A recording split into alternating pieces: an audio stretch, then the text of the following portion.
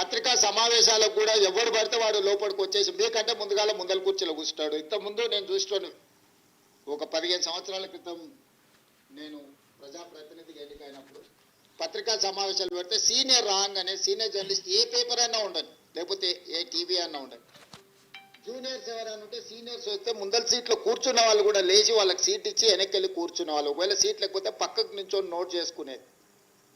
ఒక బాధ్యత, ఒక గౌరవం, ఒక మర్యాద. వాళ్ళ యాజమాన్యాలు ఎవరున్నా జర్నలిస్టుని ఒక గౌరవించుకునే పరిస్థితి ఉండే. ఇప్పుడు ఆ పరిస్థితి పూర్తిగా దెబ్బతిన్నది. వాడు ఖాళీగా ఉంటాడు కాబట్టి 3 గంటల ముందే వచ్చి ముందల కుర్చీలో కూర్చుంటాడు, కాలు మీద కాలు వేసుకొని.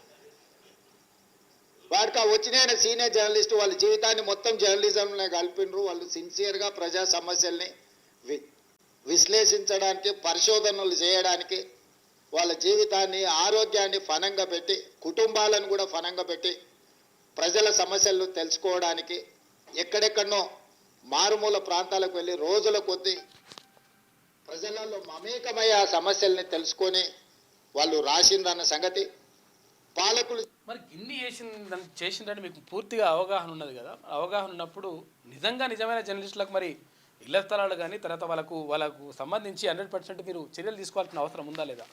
వాళ్ళ జీవితాలు బాగుపడడానికి మీరు అంటే ప్రయత్నం చేయాల్సిన అవసరం ఉందా లేదా? ప్రభుత్వం నుంచి మీరు సహకారం అందించాల్సిన అవసరం ఉందా లేదా? 3 ఏళ్ళ ఇప్పుడు అక్రిడేషన్ లేదు, ఇంకా దానికి మళ్ళీ కథ ఇంకేం స్టార్ట్ చేయలే. ఇప్పుడు ఈ సంవత్సరంన్నర అవుతుంది ఇప్పుడు ప్రభుత్వం ఏర్పడిన తర్వాత. ఇప్పటి వరకు ఇంకేం లేదు. తర్వాత ఇంకేంది, ఇప్పుడు ఇళ్ల స్థలాలు అన్నారు, అప్పుడు కేసీఆర్ పక్కకు పెట్టేసిండు, మీరు కూడా దాని గురించి పట్టించుకుంటలేరు. మరి నిజంగా నేను ఏమంటానంటే, ఇప్పుడు సరే మీరు అన్నారు, ఇప్పుడు కొంతమంది నిజంగా కూడా కార్డు పట్టుకొని తిరుగుతారు, అది వేరే విషయం. కానీ నిజమైనటువంటి జర్నలిస్టులకు ప్రభుత్వం ఏం చేస్తుంది, మరి మీరేం చేస్తున్నటువంటి విషయంపై కూడా ఒక్కసారి ఆలోచించి నిర్ణయం తీసుకుంటే మంచిగా ఉంటుంది. సోషల్ మీడియాలో ఇట్లా అని చెప్పేసి అంటే మీరు ఏ ఉద్దేశంతో ఉన్నారో తెలియదు. కానీ నిజంగా కూడా ఒకవేళ సోషల్ మీడియా లేకపోతే మీకు ప్రధాన మీడియా ఎప్పుడు కూడా సపోర్ట్ ఇవ్వలే.